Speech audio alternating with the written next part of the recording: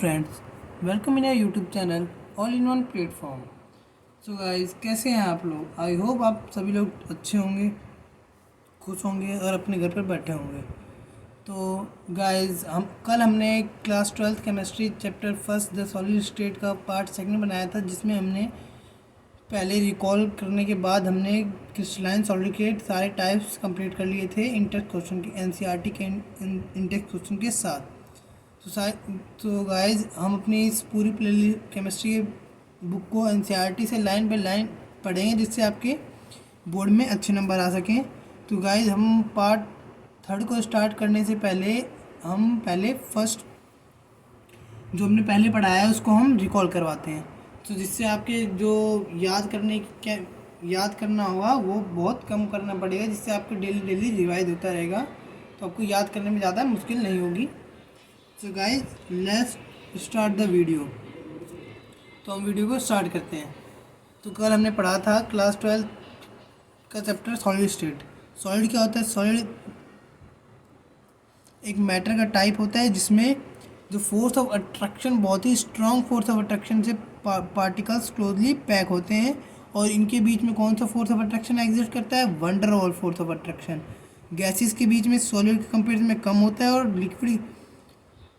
Liquid gases में liquid के comparison में कम होता है। सबसे ज़्यादा सॉलिड, फिर गैस, सबसे ज़्यादा सॉलिड, लिक्विड एंड फिर गैस।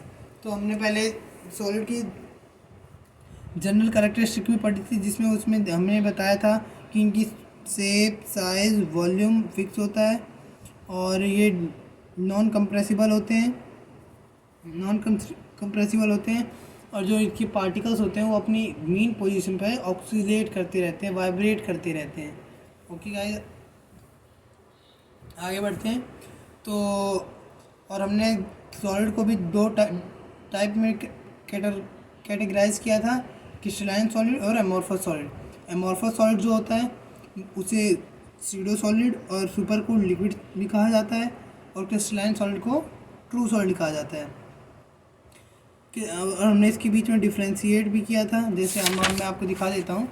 ये जो टेबल दे रखी है, क्रिस्टलाइन सॉलिड के पास डेफिनेट करेक्टरिस्टिक ज्योमेट्रिकल शेप होती है, इसके बाद इरेगुलर शेप होती है, मेल्टिंग पॉइंट शार्प होता है, इसका एक वाइडर रेंज में होता है, कट करने पर इसकी शार्प एज और स्मूथ सरफेस जनरेट होती है, यहाँ पे रफ सरफेस आती है। इनके पास हीट ऑफ फ्यूजन डेफिनेट होता है, इसके बाद वेरी करता है। जो क्रिस्टलाइन सॉलिड होते हैं एनिसोट्रॉपिक इन नेचर होते हैं, amorphous solid isotopic in nature होते हैं। ये भी मैंने आपको डिटेल में समझाया था, ये इंपॉर्टेंट है, ये आपको पढ़ लेना चाहिए। क्रिस्टलाइन सॉलिड में लॉन्ग रेंज ऑर्डर होता है, एमोर्फस सॉलिड में शॉर्ट रेंज ऑर्डर होता है। तो गाइस, आप क्लियर हो गया होगा। और हमने यहाँ पे आगे ये भी पढ़ा था कि क्रिस्टलाइन सॉलिड को 4 डिफरेंट टाइप में बांटा गया है: मॉलिक्यूलर सॉलिड, आयनिक सॉलिड, मेटेलिक सॉलिड और कोवैलेंट सॉलिड। तो मॉलिक्यूलर सॉलिड को भी 3 डिफरेंट कैटेगरी में डिवाइड किया गया है: नॉन पोलर, पोलर और हाइड्रोजन बॉन्डिंग। जो नॉन पोलर होते हैं इनके बीच में डिस्पर्जन फोर्स एग्जिस्ट करता है, पोलर में डाइपोल इंट्रैक्शन, हाइड्रोजन बॉन्डेड में हाइड्रोजन बॉन्डिंग। आयनिक सॉलिड में इलेक्ट्रोस्टैटिक फोर्स एग्जिस्ट करता है, मेटेलिक सॉलिड में मेटेलिक बॉन्डिंग होती है, कोवैलेंट और नेटवर्क सॉलिड में कोवैलेंट बॉन्डिंग होती है। आपको आई होप आपको क्लियर हो गया होगा। और हमने इसके लिए इंटेक्स क्वेश्चन भी किए थे एनसीईआरटी के। तो गाइस, आज हम अपनी वीडियो को आगे बढ़ाते हैं और पार्ट थर्ड को स्टार्ट करते हैं। तो आज हमें ये पढ़ना है crystal lattice and unit cell. तो हम अब पढ़ना स्टार्ट करते हैं। The main characteristic of crystalline solid is a regular and repeating pattern of constituent particles. जो क्रिस्टलाइन सॉलिड में जो मेन कैरेक्टरिस्टिक होती है, उसमें जो पार्टिकल का अरेंजमेंट होता है वो रेगुलर होता है, मतलब जो पार्टिकल्स होते हैं सिमिलर होते हैं, और वो एक डेफिनेट पीरियड के बाद रिपीट करता है। If the 3-dimensional arrangement of constituent particle in a crystal is represented diagrammatically, in which each particle is depicted as the point, जैसे मैं यहाँ पे ये डायग्राम दे रखा है, यदि हम इसको 3D अरेंजमेंट में इसको देखेंगे, जो हर एक पॉइंट, जो हर एक एटम है वो एक पॉइंट की तरह एक्ट करेगा। वैसे रियलिटी में आपको मैं बता दूँ, इनके बीच में ये गैप होता नहीं है, लेकिन आपको समझाने के लिए ऐसा बनाया गया है ये जो इसके बीच में गैप नहीं होता, ये देखो ये ऐसे होते हैं, देखिए मैं आपको बना के दिखा देता हूँ, ये आपस में ऐसे ज्वाइन होते हैं, ठीक है। बट आपको समझाने के लिए यहाँ पे ऐसा डायग्राम बनाया गया है। सो गाइज आगे पढ़ते हैं। The arrangement is called crystal lattice. इस अरेंजमेंट को क्या कहा जाता है? Crystal lattice. There's a regular 3 dimensional arrangement of points in a space is known as crystal lattice. ये दो डेफिनेशन हो गई, एक मैंने आपको पहले बताई थी और एक second. The regular 3 dimensional arrangement of points in space is called as crystal lattice. तो अब तक ओनली 14 जो पॉसिबल लैटिस हुए हैं, there are only 14 possible 3 dimensional lattice, जिनको ब्राविस लैटिस कहा जाता है। क्यों कहा जाता है? एक फ्रांस मैथमेटिशियन थे जिन्होंने इसकी डिस्कवरी की थी, तो उनके बिहाफ पे उनको रिस्पेक्ट देने के लिए इसका नाम ब्राविस लैटिस रख दिया गया। तो गाइज मैं यहाँ पे अंडरलाइन कर रहा हूँ, आप भी, मैं सोच रहा हूँ कि आप भी अपनी बुक में अंडरलाइन कर रहे होंगे, क्योंकि ये इंपॉर्टेंट चीज़ है, ये आपके पेपर में यहीं से क्वेश्चन आते हैं, तो आप भी कर लीजिएगा। तो चलिए आगे बढ़ते हैं। तो ये इनकी भी करेक्टरिस्टिक दे रखी है क्रिस्टल लैटिस की। Each point in a lattice is called a lattice point और लैटिस साइट। जो ये पॉइंट दिखा रखे हैं, इस पॉइंट को लैटिस साइट और लैटिस पॉइंट कहा जाता है। क्या कहा जाता है? लैटिस साइट और लैटिस पॉइंट। तो आगे देखते हैं, सेकंड पॉइंट पे आ जाते हैं, बी पे। Each point in a crystal lattice represent one constituent particle which may be an atom, a molecule और आयन। जो ये पार्टिकल दे रखे हैं वो एक आयन भी हो सकता है, एक एटम भी हो सकता है और एक मॉलिक्यूल भी हो सकता है। अब ये उसके डिफरेंट टाइप्स पे, जैसे अगर वो मॉलिक्यूलर सॉलिड होगा तो मॉलिक्यूल्स एग्जिस्ट करेंगे, आयनिक सॉलिड होगा तो आयंस होंगे, अगर कोवेलेंट होगा तो एटम होंगे। तो गाइस आपको क्लियर हो गया होगा, तो हम आगे बढ़ते हैं। Unit cell is the smallest portion of crystal lattice.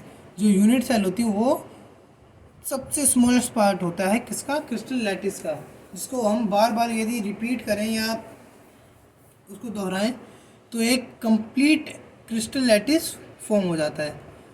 एक a unit cell is characterized by its dimension along the 3 edges A, B and C, and these edges may or may not be mutually perpendicular.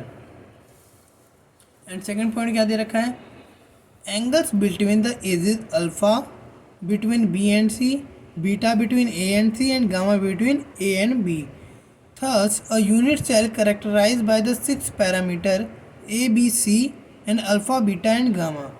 These parameter of a typical unit cell are shown in the figure. जैसे आपको इस diagram में दिखाया गया है, ये जो 3 edges दे रखे हैं A, C और B, और इनके बीच का आपको एंगल दिखाया गया है। C और B के बीच में है अल्फ़ा, A और C के बीच में है बीटा, और A और B के बीच में है गामा। तो गाइस आपको समझ में आया होगा, ये पैरामीटर है, ये भी इम्पोर्टेंट चीज़ है, आपको ये याद रखनी होगी। तो अब हम इसको यूनिट सेल को भी दो डिफरेंट टाइप में कैटेगराइज करते हैं, एक तो प्रिमिटिव यूनिट सेल और एक सेंट्रल यूनिट सेल। अब प्रिमिटिव यूनिट सेल को क्या कहा जाता है? सिंपल यूनिट सेल भी कहा जाता है। क्या कहा जाता है? सिंपल यूनिट सेल, क्योंकि ये सिंपल होती है। इसमें क्या होता है, जो पार्टिकल्स होते हैं वो ओनली कॉर्नर पर प्रेजेंट होते हैं, किसी भी मॉलिक्यूल के ओनली कॉर्नर पर प्रेजेंट होते हैं। जैसे मैं आपको डायग्राम बना के यहाँ पे दिखा देता हूँ, मैं कोशिश करता हूँ बनाने की।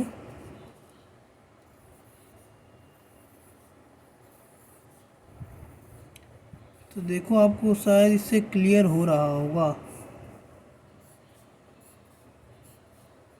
देखिए जो मैंने यहाँ पे जो एटम्स बनाए हैं वो ओनली कॉर्नर पर बनाए हैं। 1 2 3 4 5 6 7 8, टोटल 8 एटम एक यूनिट सेल में होते हैं। तो अब प्रिमिटिव यूनिट सेल क्या होता है? When a constant particle are present only on the corner position of a unit cell, it is called as the primitive unit cell. तो उसे प्रिमिटिव यूनिट सेल कहा जाता है। Second one is Center unit cell. When a unit cell contain one or more constituent particles present at position other than corner in addition to those at corner, it is called as centered unit cell. इसमें क्या बताया गया है, यदि primitive unit cell में ही हम corner के अलावा कहीं बॉडी में, फेसिस पर और एजेस पर एटम को जोड़ देते हैं तो उसे सेंट्रल यूनिट सेल कहा जाता है। इसको भी 3 कैटेगरी में डिवाइड किया गया है, बॉडी सेंटर, फेस सेंटर और एज सेंटर। बॉडी सेंटर में क्या होता है, यदि जो एटम होगा यदि सेंटर में होगा तो उसे बॉडी सेंटर कहेंगे, यदि फेस पे प्रेजेंट होगा तो उसे फेस सेंटर कहेंगे और यदि एज पे होगा तो उसे एज सेंटर कहेंगे। तो चलिए गाइस आगे बढ़ते हैं। तो ये मैंने आपको बता दिया। तो यहाँ पे देख लीजिए डिफरेंट स्ट्रक्चर दिए हुए हैं ये प्रिमिटिव यूनिट सेल के, तो ये आप एक बार देख लीजिएगा। ये वैसे इंपॉर्टेंट नहीं है लेकिन आप एक बार देख लीजिएगा, एक बार देखना ज़रूरी है। तो हम आगे आ जाते हैं। तो ये टेबल दे रखी है जिसमें हमें 7 डिफरेंट टाइप्स के प्रिमिटिव यूनिट सेल दिए हुए हैं, cubic, tetragonal, orthorhombic, hexagonal, rhombohedral, rhombohedral को ट्रायगनल भी कहा जाता है, और मोनोक्लिनिक और ट्राइक्लिनिक। क्यूबिक में क्या होता है, जो तीनों एजेस होती हैं वो तीनों एजेस बराबर होती हैं और तीनों एंगल भी बराबर होते हैं। टेट्राहेड्रल में क्या हो जाता है, 2 एजेस बराबर होती हैं, थर्ड वन बराबर नहीं होता और तीनों एंगल बराबर होते हैं। ऑर्थोरोम्बिक, तीनों बराबर नहीं होते, तीनों एंगल बराबर होते हैं। हेक्सागोनल में क्या होता है, 2 एजेस बराबर होंगे, थर्ड वन बराबर नहीं होगा और 2 एंगल 90 डिग्री के होंगे और जो लास्ट होगा वो 120 डिग्री का होगा। रोम्बोहेड्रल तीनों एजेस बराबर होते हैं और तीनों एंगल भी बराबर होते हैं लेकिन वो 90 डिग्री के बराबर नहीं होते। तो हम आगे आ जाते हैं। यहाँ पे हम मोनोक्लिनिक पढ़ेंगे। मोनोक्लिनिक में क्या होता है, जो तीनों एजेस होती हैं बराबर नहीं होती हैं। ट्राइक्लिनिक में भी क्या होता है, तीनों एजेस बराबर नहीं होती, बस इसमें एंगल में डिफरेंस आ जाता है। 2 एंगल बराबर होंगे, थर्ड वन बराबर नहीं होगा और इसमें तीनों एंगल बराबर नहीं होंगे। तो मैं आशा करता हूँ कि आपको इजीली याद हो जाएगा। तो गाइस लेट आगे बढ़ते हैं। तो हमें नेक्स्ट टॉपिक है number of atom in a unit cell. हम नंबर कैसे कैलकुलेट करेंगे। तो गाइस मैं आपको पहले ये बता दूं, जो किसी भी, जैसे आपको ये यूनिट सेल दिखा रखा है, यहाँ पे जो एटम प्रेजेंट होंगे 1 2 3 4 5 और 6 सॉरी गाइस 7 और 8। जो यहाँ पे ये एटम दिखाया गया है सेंटर में, वो जो 8 पार्ट्स में डिवाइड होता है। इसलिए जो प्रिमिटिव यूनिट सेल होता है उसमें जो एटम होते हैं वो 1 होता है। कैसे 1 आता है, टोटल एटम नंबर कितने होते हैं 8, कितने बार पार्ट्स में डिवाइड होते हैं 8, तो यहाँ से 8 कैंसिल हो जाता है तो यहाँ पे 1 आ जाता है। तो गाइस आगे बढ़ते हैं। बॉडी सेंटर में क्या होता है, बॉडी सेंटर में जो एक एक्स्ट्रा एटम होता है वो बॉडी के सेंटर में प्रेजेंट होता है, जिसकी वजह से हमने अभी कॉर्नर पे निकाला था। कॉर्नर का क्या होता है 1/8 × 8 प्लस 1 एटम एक्स्ट्रा जो सेंटर में प्रेजेंट है। तो यहाँ पे टोटल इससे ये कैंसिल हो जाएगा, यहाँ पे 1 आएगा, 1 + 1 2। तो बॉडी सेंटर में जो टोटल एटम होते हैं वो 2 होते हैं। यहाँ पे आपको बॉडी सेंटर की स्ट्रक्चर भी गिवन है, तो यहाँ पे ये दिखाया गया है, ये जो 1/8 हिस्से में ऑक्यूपाई करता है। और जो फेस सेंटर में आते हैं, फेस सेंटर पे आ जाते हैं। जो फेस सेंटर में होता है टोटल कितने फेस होते हैं 6। एटम क्या होता है, जो एक एटम होता है वो 2 फेस को कवर करता है।